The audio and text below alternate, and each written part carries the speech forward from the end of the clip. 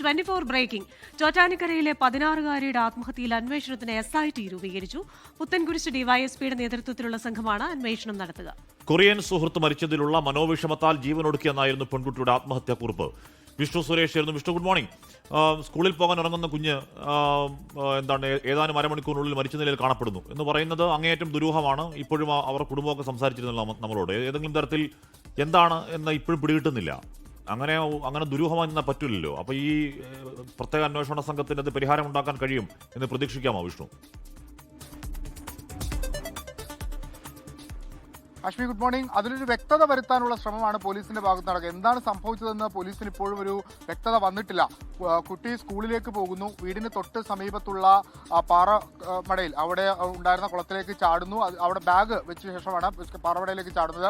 പിന്നീട് നാട്ടുകാരെത്തി കുട്ടിയുടെ മൃതദേഹം കരക്കടിപ്പിക്കുന്നതിനിടയിലാണ് ബുക്ക് പരിശോധിച്ച പോലീസിന് ഒരു സൂയിസൈഡ് നോട്ട് കിട്ടുന്നത്. ആ നോട്ടിൽ പറയുന്നത് ഇങ്ങനെയാണ്: തനിക്ക് ഇൻസ്റ്റാഗ്രാമിലൂടെ ഒരു കൊറിയൻ സുഹൃത്തുമായി പരിചയമുണ്ടായിരുന്നു. അയാൾ കഴിഞ്ഞ ആഴ്ച മരിച്ചുപോയി. അയാളുടെ കുടുംബം വലിയ സങ്കടത്തിലാണ്. അതുകൊണ്ട് ആ ദുഃഖം ആ കുടുംബത്തിന് താങ്ങാൻ പറ്റുന്നില്ല. തന്റെ അച്ഛനും അമ്മയ്ക്കും തന്നോട് ഭയങ്കര സ്നേഹമുണ്ട് എന്നറിയാം. പക്ഷേ ആ കൊറിയൻ സുഹൃത്തിന്റെ മരണത്തിൽ അതിൽ ദുഃഖമുള്ളത് കൊണ്ടാണ് താൻ ആത്മഹത്യ ചെയ്യുന്നത് എന്നാണ് ആ 16-കാരിയുടെ ആത്മഹത്യാ കുറിപ്പിൽ ഉണ്ടായിരുന്നത്. അത് വളരെ ഞെട്ടിക്കുന്ന ഒരു കുറിപ്പായിരുന്നു. പോലീസിന് ഇപ്പോഴും അതിൽ എന്താണ് സംഭവിച്ചത്, ആ കുറിപ്പിന്റെ ഒരു പശ്ചാത്തലം എന്താണെന്ന് മനസ്സിലായിട്ടില്ല. അന്വേഷണം ഏറെക്കുറെ ഒരു തണുപ്പൻ മട്ടിലാണ് പൊക്കോണ്ടിരുന്നത്. ആ പശ്ചാത്തലത്തിലാണ് പെൺകുട്ടിയുടെ കുടുംബം നേരിട്ടെത്തി പരസ്യമായി പ്രതികരണം നടത്തിയത്.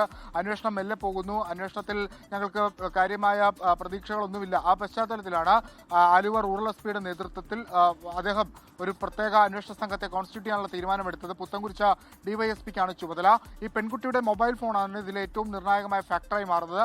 അതുകൊണ്ട് മൊബൈൽ ഫോൺ ഫോറൻസിക് പരിശോധനയ്ക്ക് വേണ്ടി അയച്ചിട്ടുണ്ട്. ഇങ്ങനെ ഒരു കൊറിയൻ സുഹൃത്ത് ഉണ്ടോ, അതല്ല എങ്കിൽ ഇത് മറ്റാരെങ്കിലും കബളിപ്പിച്ചതാണോ എന്ന കാര്യങ്ങളൊക്കെ ഇവർ വ്യക്തമാണ്. രാജ്യവ്യാപകമായി തന്നെ ഈ കൊറിയൻ ഡ്രാമയുമായി ബന്ധപ്പെട്ട് ഒരുപാട് കേസുകൾ ഇപ്പോൾ റിപ്പോർട്ട് ചെയ്യുന്നുണ്ട്. അതിന്റെ ഒരു ഭാഗം തന്നെയാണോ ഈ ചോറ്റാനിക്കലിൽ സംഭവിച്ചത് എന്നുള്ള സംശയവും പോലീസിനുണ്ട്. അതിലെല്ലാം ചുരുളഴിയണമെങ്കിൽ ഈ ഫോണിന്റെ ഫോറൻസിക് റിപ്പോർട്ട് വരണം.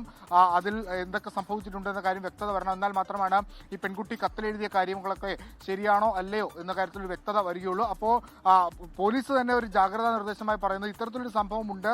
അത് ഒരുപക്ഷെ രാജ്യവ്യാപകമായി തന്നെ ഉള്ളതാണ്. അതുകൊണ്ട് കുട്ടികൾ, അതോടൊപ്പം തന്നെ ടീച്ചർമാർ, മാതാപിതാക്കൾ കുറച്ചുകൂടി ജാഗ്രത പുലർത്തണം കുട്ടികളുടെ കാര്യത്തിൽ ഇത്തരം വിഷയങ്ങളൊക്കെ വരുമ്പോൾ എന്നുള്ളൊരു മെസ്സേജ് കൂടി പോലീസിന്റെ ഭാഗത്തുണ്ട്. എന്തായാലും അന്വേഷണം വളരെ കാര്യക്ഷമമായി നടക്കുമെന്നാണ് നമ്മൾ പ്രതീക്ഷിക്കുന്നത്.